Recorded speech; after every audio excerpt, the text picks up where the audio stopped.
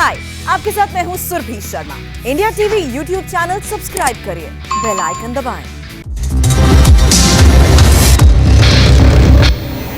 आप देख रहे हैं जीतेगा इंडिया। नमस्कार, मैं हूं अजय कुमार।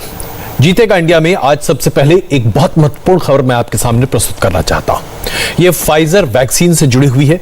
हम सब जानते हैं कि फाइजर वैक्सीन को अब बहुत जल्द आप हिंदुस्तान में देखेंगे, लेकिन दुनिया के कई ऐसे देश हैं जिन्होंने 18 साल से कम उम्र के बच्चों को, 12 और 18 साल की उम्र के बीच के बच्चों को फाइजर की वैक्सीन लगवाई, जिसमें इजराइल सबसे ज्यादा है। लेकिन यहां सावधान करने वाली बात है, ये हम आपके लिए जानकारी के लिए प्रस्तुत करना चाहते हैं। इजराइल ने फाइजर की वैक्सीन जो 18 साल से कम उम्र के बच्चों को लगाई है, उसमें बच्चों के दिल पर काफी असर पड़ा है और इस वजह से उनके दिल में सूजन आ जा रही है और ये उनकी सेहत के लिए बहुत अच्छा नहीं है।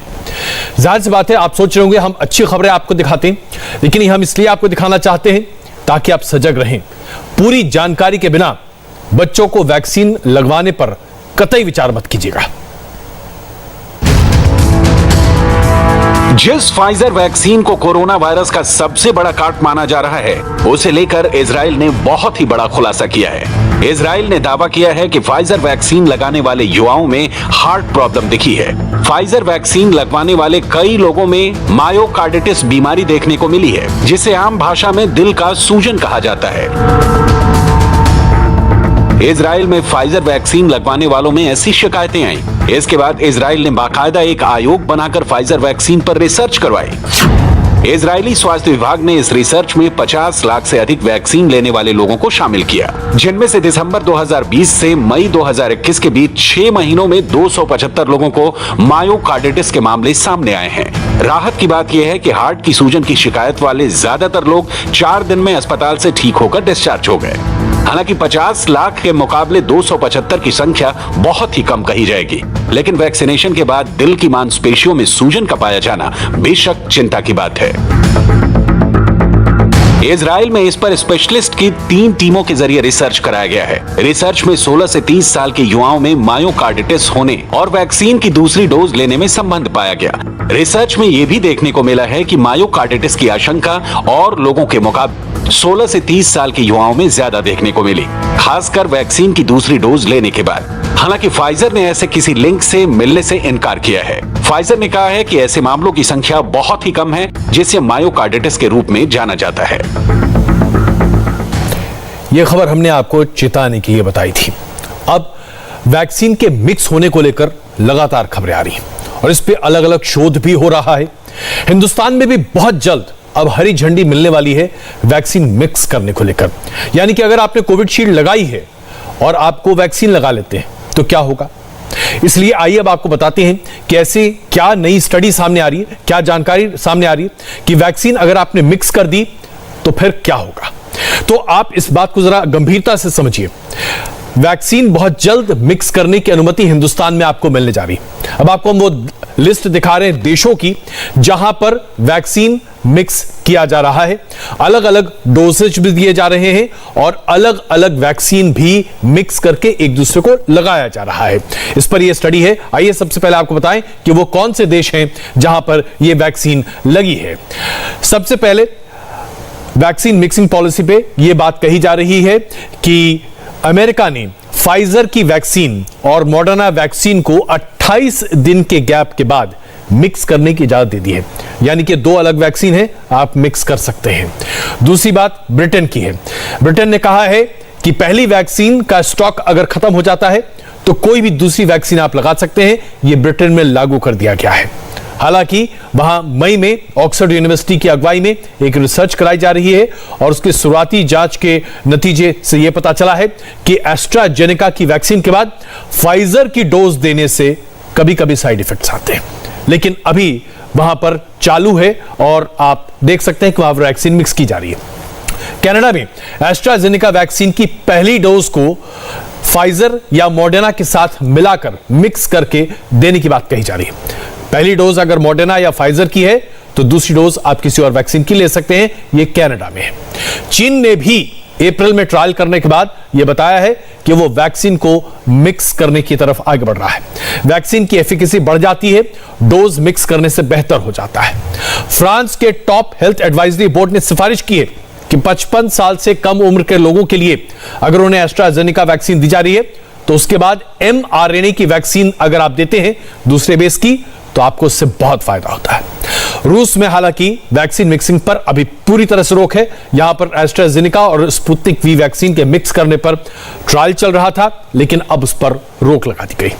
नॉर्वे ने फैसला किया है कि एस्ट्राजेनेका वैक्सीन जिनको दी जा रही है पहली डोज के तौर पर, उनको दूसरी डोज mRNA बेस्ड वैक्सीन दी जा सकती है। साउथ कोरिया में भी वैक्सीन को मिक्स और मैच करने के ट्रायल चल रहे हैं और यहां पर भी एस्ट्राजेनेका वैक्सीन के डोज के साथ फाइजर या किसी और वैक्सीन को मिक्स करके दिखाया जा रहा है। और अब आखिर में आपको हम स्पेन की बताएं। स्पेन में डोज मिक्स करने को मंजूरी मिल चुकी है।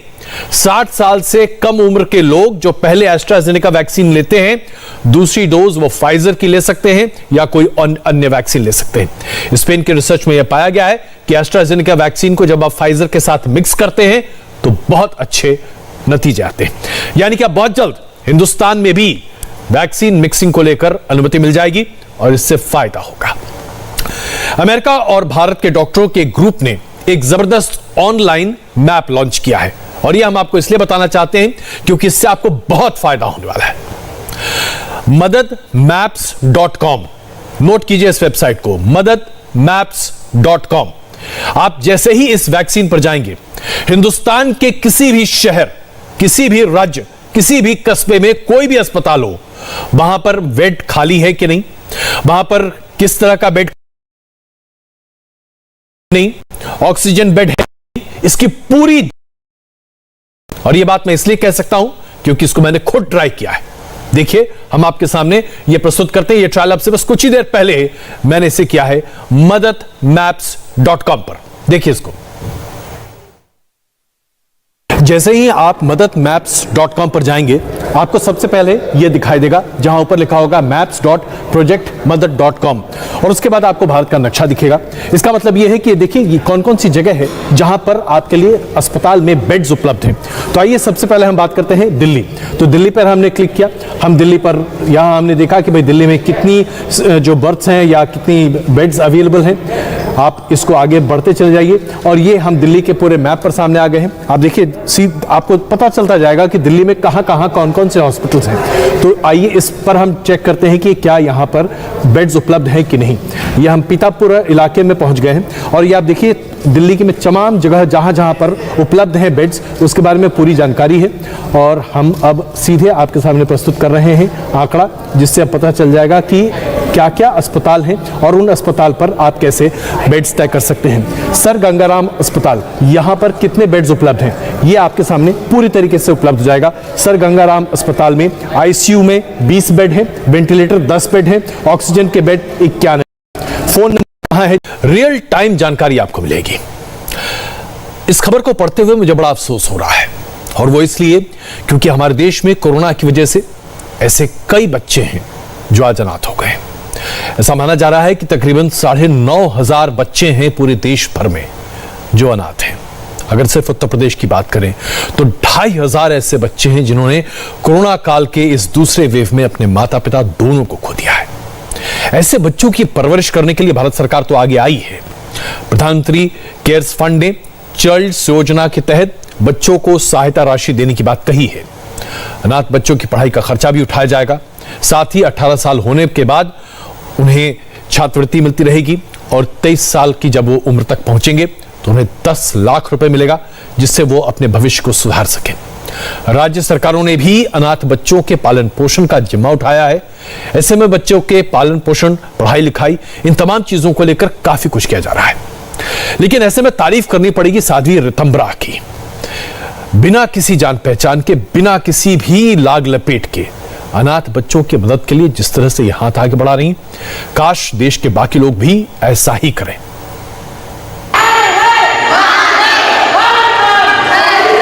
जिसका कोई नहीं उसकी दीदी मां साध्वी रितंभरा है। ये साध्वी रितंभरा का वात्सल्य ग्राम है, जहां अनाथ बच्चों का लालन पालन किया जाता है, पढ़ा लिखाकर संस्कार वाला इंसान बनाया जाता है। कोरोना काल में अब साध्वी रितंभरा ने ऐसे बच्चों की देखरेख का बीड़ा उठाया है जिनके माता पिता की जान कोरोना ने ले ली।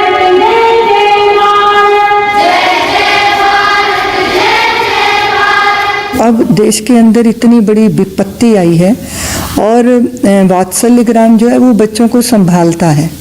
हम लोग एक दिन के बच्चे से लेकर जितनी भी उम्र तक का बालक हो उसकी व्यवस्था यहाँ बनाते हैं। तो ये हुआ कि भाई सभी लोग सेवा कर रहे हैं विपत्ति के काल में, मैं क्या कर सकती हूँ? मैं बच्चों को संरक्षण दे सकती हूँ, उनका लालन पालन कर सकती हूँ। हमारे यहाँ बच्चे अच्छी शिक्षा दीक्षा लेते हैं, अच्छे संस्कार भी पाते हैं और फिर वो मुख्य धारा में भी जाते हैं। साध्वी रितंभरा के वात्सल्य ग्राम की देश में कई शाखाएं हैं। कोरोना महामारी में जिन बच्चों के सर से अपनों का साया उठ चुका है, उन्हें सहारा देने की ठानी है। वात्सल्य ग्राम में बच्चों का लालन पालन ठीक वैसे ही किया जाता है जैसे उनके माता पिता करते हैं। साध्वी रितंभरा का कहना है कि हम उनके माता पिता को तो वापस नहीं ला सकते, लेकिन उन्हें माँ बाप का प्यार जरूर देने की कोशिश करते हैं। देश भर में कार्य कर रहे हैं, मध्य प्रदेश में भी कर रहे हैं, ओंकारेश्वर में कर रहे हैं, छतरपुर में कर रहे हैं, राजस्थान में कर रहे हैं, हिमाचल प्रदेश में कर रहे हैं, उत्तराखंड में कर रहे हैं, उत्तर प्रदेश में भी कर रहे हैं और दिल्ली में भी कर रहे हैं। तो जिस स्टेट के बच्चे होंगे वहीं पर हमारे पास वात्सल्य के अलग अलग जगह पे केंद्र हैं। अनाथ बच्चों को सहारा देने का नेक काम साध्वी रितंभरा बहुत पहले से ही करती आई हैं। साध्वी रितंभरा के वात्सल्य ग्राम में बच्चों को हर वो रिश्ता दिया जाता है जिसकी एक बच्चे को अच्छी पढ़ाई लिखाई और परवरिश के लिए जरूरी होता है। अच्छे संस्कारों के साथ साथ रिश्तों का अनुभव भी वात्सल्य ग्राम में कराया जाता है। क्या आप कल्पना कर सकते हैं कि 16 साल का एक बच्चा कोविड से प्रताड़ित तमाम लोगों को मदद करने के लिए 7 लाख रुपए इकट्ठा कर सकता है? गर्व सिंह का नाम है, जिन्होंने 7 लाख रुपए जमा किए हैं। 16 साल की इनकी उम्र है और यह पैसा ऑक्सीजन कॉन्सेंट्रेटर्स के लिए उन्होंने इकट्ठा किया है ताकि वो कोरोना की मरीजों की मदद कर सके। ये गर्व सिंह है। चंडीगढ़ में रहने वाले गर्व सिंह की उम्र सिर्फ 16 साल है। 16 साल की छोटी उम्र में गर्व ने बहुत ही बड़ा काम किया है। कोरोना मरीजों की सांसें ना उखड़े, इसलिए गर्व सिंह ने 7 लाख रुपए की रकम जुटाई और उससे ऑक्सीजन कॉन्सेंट्रेटर की खरीद की है। मेरे रिलेटिव्स को दिल्ली में कॉन्सेंट्रेटर की जरूरत थी, तो मैं चंडीगढ़ में हर जगह गया, ढूंढने की कोशिश की। 5 दिन कहीं से मिला नहीं और वहाँ पे लोगों में लाइनों में इतने लोग खड़े थे। तो मैंने शेयर्स पे 50,000 रुपीज़ बनाए थे। तो मैं अपनी मॉम से बात की और फिर हमने उस 50,000 से कॉन्सेंट्रेटर चाइना से किसी डिस्ट्रीब्यूटर का शिपमेंट आ रहा था, वहाँ से मंगवाया। तो हमने वो फिर मैंने सोशल मीडिया पे डाला कि मेरे पास एक्सपायर कॉन्सेंट्रेटर है और मेरे को विदिन 5-6 मिनट्स 3 लोगों के कॉल आ गए जिन्हें ज़रूरत है। तो फिर हमने उन्हें फ्री ऑफ कॉस्ट लैंड किया। उसी दिन मैंने एक फंड रेज शुरू किया कीटो पे। तो हमने फिर 2 डेज़ में 1 लाख रेज कर दिया था और उससे फिर हमने 2 कॉन्सेंट्रेटर लेके फिर और लोगों को डिस्ट्रीब्यूट किया। तो अब 14 डेज हो गए और हमने 7 लाख प्लस रेज कर लिया है। गर्व अभी तक 14 ऑक्सीजन कॉन्सेंट्रेटर खरीद चुके हैं। इस सिलसिले की शुरुआत गर्व ने अपनी सेविंग के 50,000 रुपए से की थी। खुद के पैसों से गर्व ने पहले एक ऑक्सीजन कॉन्सेंट्रेटर खरीदा, उसके बाद इसने काम के लिए फंड रेजर शुरू किया और 7 लाख रुपए जुटाए। कोविड पेशेंट्स हॉस्पिटल से जो स्पेंड करते हैं आईसीयू में, उन्हें एक्चुअली डिस्चार्ज होने के बाद 3 to 4 वीक्स कंटिन्यूस ऑक्सीजन चाहिए होता है। वो लोग जो लोग अफोर्ड नहीं कर सकते उनके लिए बहुत मुश्किल होता है क्योंकि मशीन काफ़ी एक्सपेंस कॉस्टली है। तो उन्हें भी अब लैंड इसके बाद ये मशीन उन्हें लैंड करूँगा मैं। कोरोना काल में गर्व जीवन बचाने का काम कर रहे हैं। उनकी इस नेक पहल पर सबको गर्व है। एक तस्वीर आपको दिखाना चाहता हूं, ये सोशल मीडिया पर बहुत वायरल है, लेकिन सोशल डिस्टेंसिंग का इतना बढ़िया नमूना आपको कहीं देखने को नहीं मिलेगा। मणिपुर की ये तस्वीर है, माफ कीजिए मिजोरम की ये तस्वीर है। एक जोड़ा जो कि सोशल डिस्टेंसिंग के इरादे से जा रहा था, पत्नी को कोविड था, इसलिए पत्नी को आइसोलेशन वार्ड ले जाना था। पति ने इसका रास्ता निकाला। अब जीप में बैठकर साथ तो जा नहीं सकते थे, इसलिए जीप में कैरियर लगाया, पत्नी को कुर्सी पर बिठाया और उसके बाद ट्रेलर में पत्नी को लेकर निकल पड़े। तस्वीर जरा एक बार फिर देखिए। ये देखिए पत्नी को किस तरीके से आइसोलेशन वार्ड ले जाने का ये तरीका निकाला गया है, जिसमें मिजोरम में इस जोड़े ने ये काम किया। आइसोलेशन का इससे बेहतर तरीका और क्या हो सकता है? आप अगर अपने आप को और अपने साथ के लोगों को बचाना चाहते हैं तो ये बेहतर तरीका है। ऑक्सीजन लंगर। कोविड केयर सेंटर के बाद अब दिल्ली सिख गुरुद्वारा प्रबंधक समिति ने दिल्ली में 125 बेड का अस्पताल बनाने का मन बनाया है। इसके लिए 20 किलोग्राम सोना और चांदी दान किया गया है। अस्पताल के निर्माण के लिए गहने बाबा बच्चन सिंह जी कार्य सेवा वालों को सौंप दिए गए हैं और कोरोना अस्पताल का निर्माण बाबा बच्चन सिंह और उनकी टीम करने जा रही है। यह अस्पताल दिल्ली के निजामुद्दीन के गुरुद्वारा बाबा सिंह में बनने जा रहा है और 60 दिन के भीतर इस अस्पताल को पूरा कर लिया जाएगा।